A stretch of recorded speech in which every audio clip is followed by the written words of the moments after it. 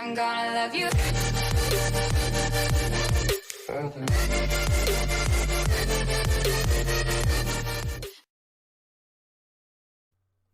Hey, welcome back to Dan's Chess Lounge, everybody. Today I want to bring you guys a classic game that was played between Yasser Seirawan and Anatoly Karpov. This game was played at Phillips and Drew in 1982, and Yasser Seirawan was the second for Viktor Korchnoi at one point, and as you guys know, Viktor Korchnoi played against Karpov a number of times in the World Championship matches. And so Seirawan has a lot of preparation and he has a lot of resources and knowledge about how Karpov plays. And so in this game here, Seirawan had prepared the night before and previously for Karpov, and he wanted to kind of steer the game in a certain direction. He wanted to steer the game into a Queen's Gambit declined TMB variation, and that's the whole point of the opening here. So let's go ahead and dive in, and let's see what happened in this game. Knight F3 here. Knight F6, C4. It looks like an English, but really Seirawan is just trying to trick Karpov into playing into the Queen's Gambit decline through a transposition. So I'm going to go through these first moves relatively quickly. E6, knight C3, D5, bishop G5 here. Now, as you can see right here, the game already has transposed into a Queen's Gambit declined. It's not an English anymore. A6 puts the question to the bishop. The bishop drops back. Castles. Rook C1 is planning on putting the rook on a good square for when the C file opens up. B6, C takes D. Now the C file is opened up, so now the rook is sitting at a great square. Knight takes. The point here is that black has less space than white, so he wants to exchange some pieces off. That's why he didn't play E takes D. He played knight takes D, so he can try to get more space for the pieces that he has left after the exchanges. Knight takes, bishop takes, queen takes, and if you look at the position here, black has a queen side majority, 4 pawns against the 3, and then he also has the semi-open E file. G3 here, white is planning on fianchettoing his bishop and castling king side. Rook E8 puts pressure on that E2 square. This is a really, really good move here. Rook C3. It adds a lot of protection to the knight there, because if Yasser would have went ahead and played bishop G2 right away, white's king would be trapped in the center of the board. Like, play might have continued. Bishop A6 here. Now you have the bishop, queen, and rook all hitting that E2 square. So then white would have to play E3. Now white's king would be stuck in the center. So that's why this rook C3 move here is really important. That's why that rook C3 move is really, really good. So in the game, Karpov played knight A6 here.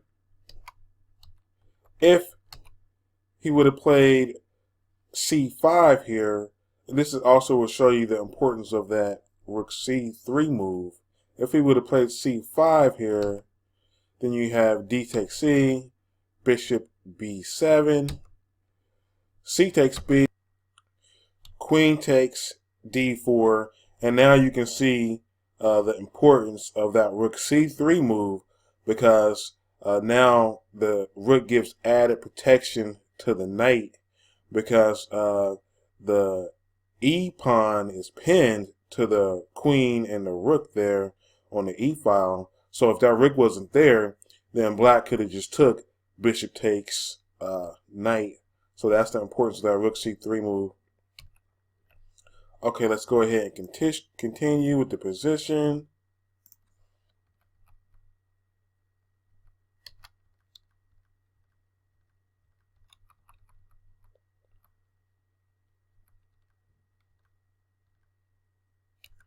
Okay, so then in the game, knight a6 was played here.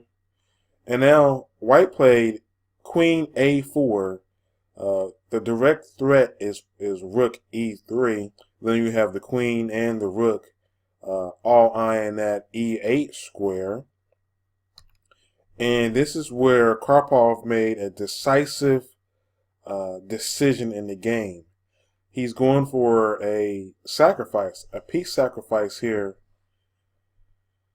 for initiative. And Seirawan is like, okay, let's do this then. Rook e3. Bishop e6. Of course, Karpov couldn't let Seirawan take on e8, so he blocked. But if you notice, that leaves the knight on a6 undefended now. So Seirawan takes the knight, and he wins the material, but black is hoping that he's going to get some dangerous initiative here because white's king is uncastled. His bishop is still on f1. His rook is still on h1. So his king is in the center of the board still, and he's behind in development. So that's black's idea here of his piece sack. You have c takes d, hitting the rook, and also the threat is queen b4 check. So the rook to b3 is a good move that stops the queen check and gets his rook out of attack. Now you have Karpov playing bishop f5, which is threatening bishop c2 to win the white rook. Now, but that gives Seirawan a little bit of time to get his pieces to safety and get safely castled. Bishop c2 attacks the rook. Now Seirawan plays knight d4. Don't forget, he's already up a whole piece, so he's willing to give back an exchange here. Bishop takes rook. Bishop takes. Now you have the knight captures on b3. If the pawn would capture here, that would be a mistake, because then black would just play queen b4 check, and that would win the knight on d4. So that's why he has to capture with the knight. Now you have rook a c8, was played in the game. Just to note that if black would have went ahead and played queen b4 here, that would not have been a correct continuation, because at this point white can just run and tuck his king away on g2. So, and then white would be safely hand castled here, and his pieces would be fine. So that wouldn't have been a correct continuation. So that's why he played rook a c8. Bishop f3 protects the pawn on e2. Rook c2 hits the pawn on b2. Castle. Yasser Seirawan finally castles on move 21. But now his position is fine. He's up material, and now he's just going to try to technically win the game. It's a technically won game here with correct play.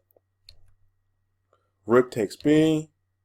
Now rook d1 hits the pawn on d5. So then black protects it. The knight comes in to d4, threatening the fork on c6. And also, if the queen moves off of that diagonal that he's on, that a3 to f1 diagonal, then white can swoop down to a3 and put trap the rook on b2, because the rook doesn't have any good squares to go to as it is. So that a3 square is very vulnerable for black here. Rook d7. Now you have knight c6. Now you have your knight and the queen hitting the a7 pawn. Queen e8. Now here, Yasser goes in for a piece sacrifice in order for a very strong mating net. Karpov didn't go for it at first. He played rook c7, but if he would have went for it, if he would have played queen a8, trapping the knight, pinning the knight, then Yasser had this all calculated out. He would have played rook c1, queen takes knight, rook c8 check, king goes to h7, queen d3 check. You have g6 for the block, but now you have the finishing move, queen d4, which hits the rook on b2. That would be winning for Yasser. He would be materially up. And then the threat is also queen h8 checkmate. So queen or rook h8 checkmate. So he had it all worked out there. Queen f6. This is more of a continuation, actually. It went deeper than just that. Let's see. It was mate. He had this calculated all the way out to a checkmate here. Right, bishop h5, because then nothing can stop queen h8 mate. I mean, black can play rook g1 check, but then after that, nothing can stop bishop queen h8 checkmate. So this is a very long variation that Yasser had calculated out, all the way from the point from where the piece sack that he was offering right here.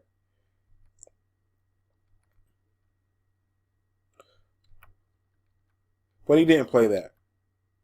Karpov played rook c7. And now Yasser played a4 with the idea of playing his knight to b5 and then picking off the pawn on b6. Then his position would be materially winning, like hands down. There wouldn't be any question about it. So Karpov can't allow that. Now Karpov accepts the piece sacrifice because he realizes if he just lets Yasser take all of his pieces on the queen side, he's going to lose as well. So he goes ahead and goes in for this piece sacrifice. Yasser plays rook takes d, clearing the way for his rook to invade the enemy territory. Karpov accepts the sacrifice. Rook d8 check. King goes to h7. Queen d3 check. f5. Queen takes. g6. And then queen e6 is the finishing move here. Karpov just went ahead and resigned here. Play might have continued with rook c1 check, king g2, queen g7 protects that g8 square, but that loses his queen, so he couldn't have played that. And then if he would have played rook g7, protecting the g8 square, now you have queen e8, g5 to try to give his king some luft.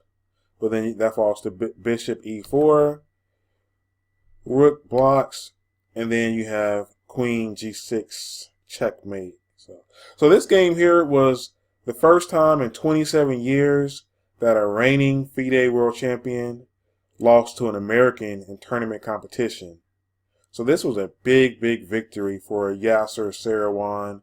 And Victor Korchnoi was so happy for Yasser because, Victor Korchnoi kept losing to Karpov, and they have an intense dislike for one another from their world championship games and from just the whole history between them with the Soviet Union and their personal history.